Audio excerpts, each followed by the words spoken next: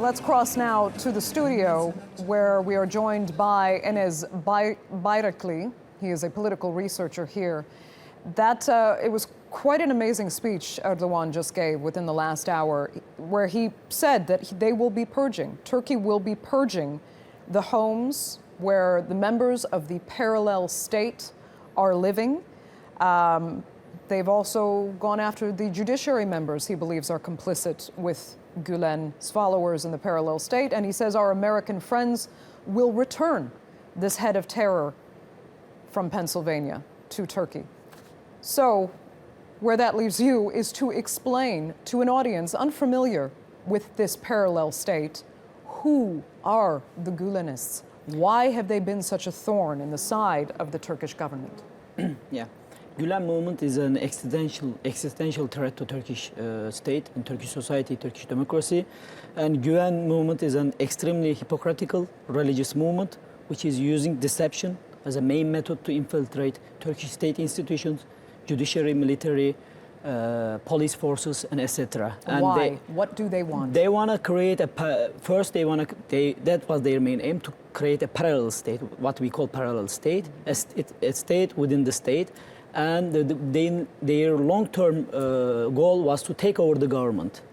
And they wanted to control the government, and that was the main... To what end, though? They are not a political party. Yeah, it's a religious movement. They have and I want to come to this point, they have a certain understanding of Islam, and all the others who are not following this understanding of Islam, they consider as untrue, incorrect. And that's the really understanding of the Daesh, you know? Because in Islam we have so many different groups, different understandings of Islam, and everybody has to respect each other because, this was the way in the Islamic world, in the history. But the Gülen also, it's a messianic movement. You know, the followers are considering him as a messiah, and they are following him, and they are loyal to him until, the death. And that's why they are called also assassins in Turkey. Because of Hasan Sabbah, everybody knows about Hasan Sabbah. He lived in the 12th century, and his followers were so loyal to him, and he was sending them to assassinate people. But at the end, they were facing death. Okay. And today, last night, what we have faced in Turkey was showed that it's really a true. That they are assassins, because what they have done was crazy. They're bombarding the Turkish parliament, people with the planes, etc. And nobody really, it's so unreal, It is surreal, and it's so difficult, though, to try and reconcile the fact that Fethullah Gülen was once a very close ally of President Recep Tayyip Erdogan. In fact, many credited Gülen with helping bring the AK party to power. Now, they had a falling out. It's still not entirely clear how that happened, and It's clear, because in a certain point, he said, look, from now on, I'm going to control the state. I'm going to appoint the, certain bureaucrats, the intelligence chief, and at that time Erdogan said no, because he realized how dangerous became if he lets his followers to become so powerful. Because there are many groups in Turkey, many religious, social movements, other movements. They are all represented in all Turkish institutions, society, in academy, in judiciary. Okay, it's normal.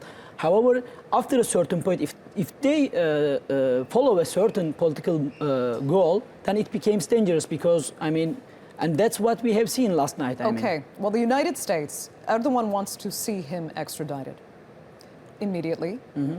The United States has, as I said before, kept a very hands-off attitude with this man. Mm-hmm. And it's important to recognize that not everybody has a negative impression of him outside of this country. He's considered a terrorist here. Outside of the country, many people view him as one of the world's best philanthropists. He runs an Islamic organization that runs some of the most effective charities and schools on the planet, which was another point Erdogan made in his speech. Take your children out of these schools.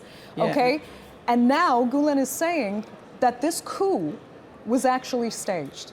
So it's going to be difficult to convince the international community that this man, who is seen as the ultimate philanthropist by many Muslim followers, many of his followers, is actually the terrorist that Erdogan defines him as, and needs to be extradited to Turkey, where he's safely embedded in the United States. He needs to be extradited here to face trial. Let's face it, this man, he's a lying machine. literally. He's a lying machine.